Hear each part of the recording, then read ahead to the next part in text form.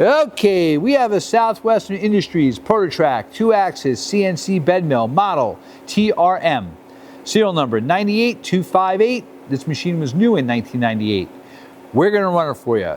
Machine has a ProtoTrak MX2 control. He's running the head. The head is a 40 taper, 3 horsepower. 200 RPM. It runs from 70 up to 4,200 RPM. You have a Kurt air actuated power drawbar. He's braking it. He's changing it from the changing the range. That's in the high range. 2,500 RPM. The machine has a 10 by 45 table with 26.5 inches of X travel and 17 inches of Y travel, and that is programmable. The QUILL has 5 inches of travel, and that is power, but not through the control. He's running the X.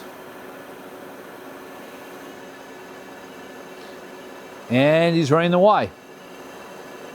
In manual mode, the control is a 2-axis DRO, 3-axis DRO, 2-axis programmable, again in CNC mode.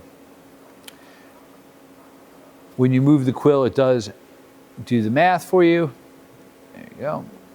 You can also move the entire head up and down with the hand crank. Okay. I think you've seen it. Thanks for watching our video.